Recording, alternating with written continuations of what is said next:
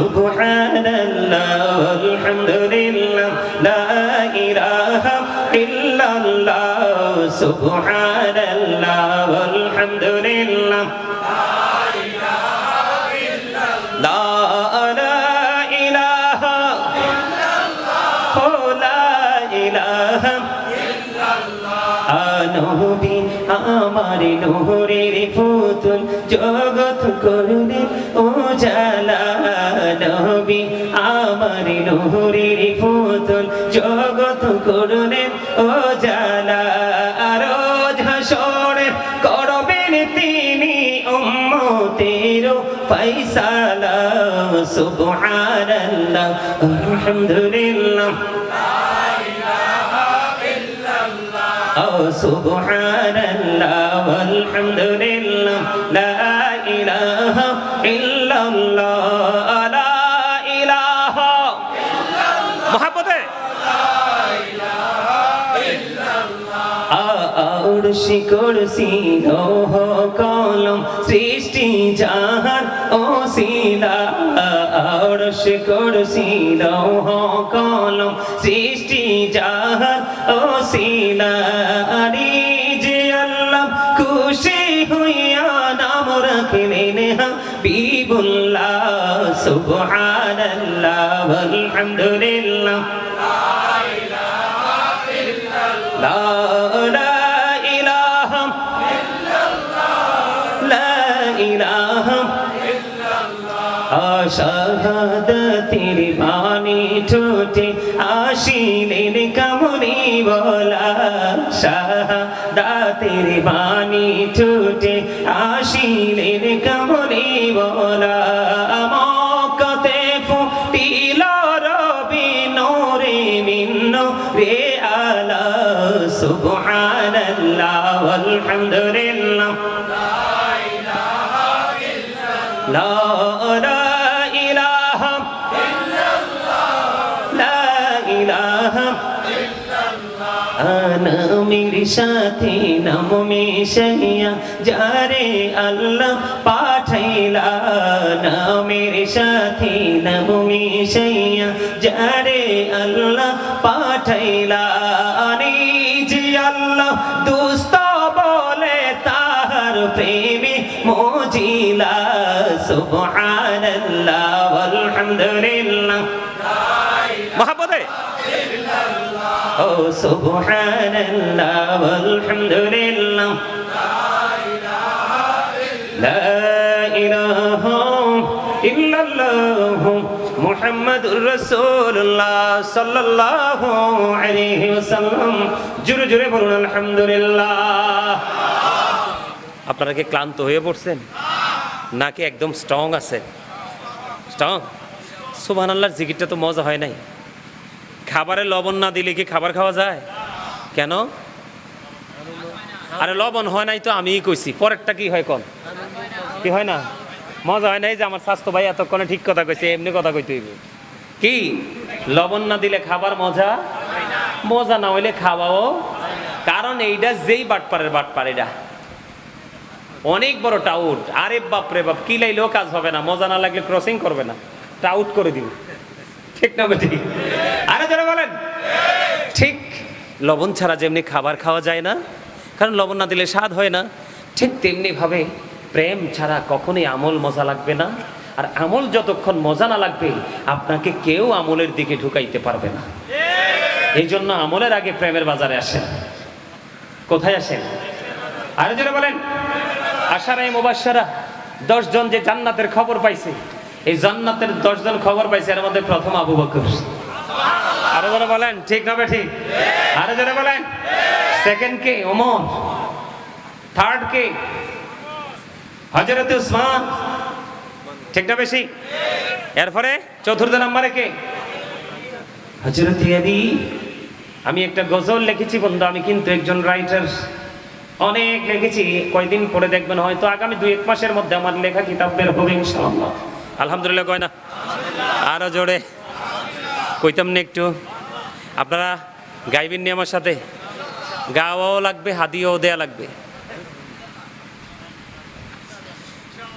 একবারে ফার্স্টেই যেহেতু মারা গেছেন মিয়া, হাদিয়ার কথা বলছি পরে একটু স্টপ হয়ে গেলেন। এটাতে আপনাদের ইন্টারভিউ নিছি আমি। দাদা কি কন, একটু খোঁচা টোচা দেওয়া লাগে না? লাগে তো। আরে ভাই হাসতেও তো পারেন না, এখনো তো অনেকের দাঁত দেখা যায় না, ব্যাপার কি? আমি বলি আপনারা আমার সাথে একটু গান এখান থেকে কিছু খুঁজে পান কিনা দেখেন। নবীজি কেমন করে বলো তোমায় দেখি, ওগো নবীজি কেমন করে বলো তোমায় দেখি, আছো তুমি ওই মদিনায়, আছো তুমি ওই মদিনায়, সঙ্গে নিয়ে দুই প্রেমিক সাথী, কেমন করে বলো তোমায় দেখি, বলেন ওগো নবীজি কেমন করে বলো তোমায় দেখি, বলেন ওগো নবীজি।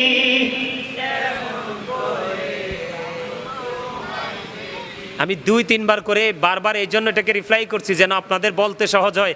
আপনারা মৌমাছি যখন গুনগুন করে মধু আহরণ করতে যায় তখনকার শব্দটা কি শোনেন? এটার মধ্যে কি বিন্দু পরিমাণ কোনো 19-20 আছে? এটার মধ্যে কি কোনো ডিস্টেন্স করার সুযোগ আছে? একেবারে সমন্বয় করে তারা কি করে যায়, আসে, গুনগুন করে যায়। আর এই গুনগুন হলো নবীর প্রেমের দুরূদ। এই কারণে মনে রাখেন, আজকে একটা ওয়াজ শুনে রাখেন। নবীজি বলেছেন, মা আয়েশা সিদ্দিকা রাদিয়াল্লাহু তাআলা আনহা থেকে হাদিস বর্ণিত, সপ্তাহে একদিনও যদি বা 2 দিনও যদি আপনি কি করতে পারেন, আপনার সপ্তাহে 2 দিন 3 দিন যদি আপনি সকালে খালি পেটে একটা পোড়া মধু খেতে পারেন, বড় কোনো রোগ হবে না। কালো জিরা খেতে পারেন, কোনো রোগ হবে না। কিন্তু এখন কৃত্রিম পদ্ধতিতে মধু বের করা হয়, এই মধুতে কোনো শেফা নেই। যেটা অরিজিনাল ন্যাচারাল ভাষা থেকে ভাঙা হয় সেটা হলো মধু। কারণ মধু হয় তখন যখন মৌমাছির জবানে নবীজির দুরূদের মাধ্যমে এটা আনা হয়, তখন। জোরে বলেন ঠিক না ঠিক? কথা কি বলছেন? আমার সাথে গান সবাই মৌমাছির মতো গুনগুন করি। নবীজি কেমন করে বলো তোমায় দেখি, বলেন ওগো নবীজি কেমন করে বলো তোমায় দেখি, আছো তুমি ওই মদিনায়, আছো তুমি ওই মদিনায়, সঙ্গে নিয়ে দুই প্রেমিক সাথী, কেমন করে বলো তোমায় দেখি, বলেন ওগো নবীজি কেমন করে বলো তোমায় দেখি, আছো তুমি ওই মদিনায়, আছো তুমি ওই মদিনায়, সঙ্গে নিয়ে দুই প্রেমিক সাথী, কেমন করে বলো তোমায় দেখি, দেখার আশা আমার মনে পুষে রেখেছি যতন করে, বলেন দেখার আশা আমার মনে পুষে রেখেছি যতন করে, পাই যদি গো নবী তোমার দিদার, শীতল হবে মোর দুটি আখি, কেমন করে বলো তোমায় দেখে, বলেন ওগো নবীজি কেমন করে বলো তোমায় দেখে। মারহাবা, মোটামুটি সুন্দর হয়েছে না? হ্যাঁ, আরেকটু সুন্দর করতে হবে। আপনারা চাইলে আমি মাঝে মাঝে আরো গজল গাইবো, অনেক লিখেছি আল্লাহর মদিনাওয়ালার নেগায়, আল্লাহ কলম ধরার ক্ষমতা দিয়েছে। আমিন বলেন, আরো যারা বলেন আমিন। আর একটা গাইবো, একটু খাইবো, বেশি না কিন্তু, পরে আবার আলোচনা ঢুকবো, শুনবেন তো? পারলে আমার সাথে গাইবেন। ওই গজলটা লিখেছিলাম রাত্র প্রায় 2টা থেকে 2:30টা। হঠাৎ করে ঘুম ভাঙলো, আমার হৃদয়ে সেই প্রেমের উত্তাল ঢেউ শুরু হলো। তাৎক্ষণিকভাবে খাতা কলম নিলাম, এই বসাতেই গজলটা লেখা কমপ্লিট করেছি। আমার লেখা শেষে দেখলাম আমার 2 চোখ দিয়ে পানি, বালিশ ভিজে গেছে। এই গজলটা যখন আমি লিখেছিলাম, আমি এত বেশি আবেগ আপ্লুত হয়েছিলাম, আমি এই মুহূর্তটা কাউকে বলে বোঝাতে পারবো না। এই তো যে সুন্দর নূর নবীজি, নামটি মধু মাখা, তুমি ছাড়া শূন্য জীবন, আমি যে বড় একা। বলেন এই তো যে সুন্দর নূর নবীজি, নামটি মধুমাখা। তুমি ছাড়া শূন্য জীবন, আমি যে বড় একা। পথচে আছি আমি, বলেন পথচে আছি আমি, কবে দিবা দেখা।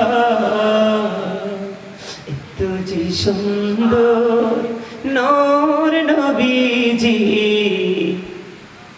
নামটি মধুমাখা। প্রেমিক ছিলেন হাবুসির বেলাল, চেহারা তার কালো। প্রেমিক ছিলেন হাবুসির বেলাল, চেহারা তার কালো। হৃদয় জোরে ছিল গো রাসূল, তোমার প্রেমের আলো।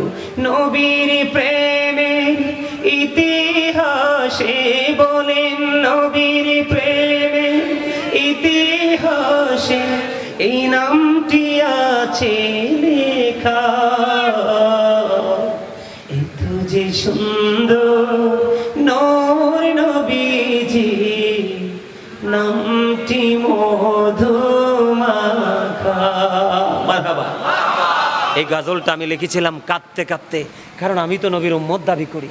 আমি কতটুকু প্রেম করতে পেরেছি। হযরত বেলালকে নবীজি প্রশ্ন করলেন, বেলাল এখনো পৃথিবীতে? নবীজি মেরাজে গেছেন। নবীজি মেরাজে যাওয়ার পরে জান্নাতের মধ্যে নজর দিয়ে দেখলেন একটা কদমের ছাপ দেখা যায়। কোন কোন riwayat এসেছে বেলালের কদমের শব্দ নবীজি শুনতে পেয়েছেন। নবীজি হযরতে বেলালকে প্রশ্ন করলেন, বেলাল রে, আমি জান্নাতে গিয়ে তোমার কদমের ছাপ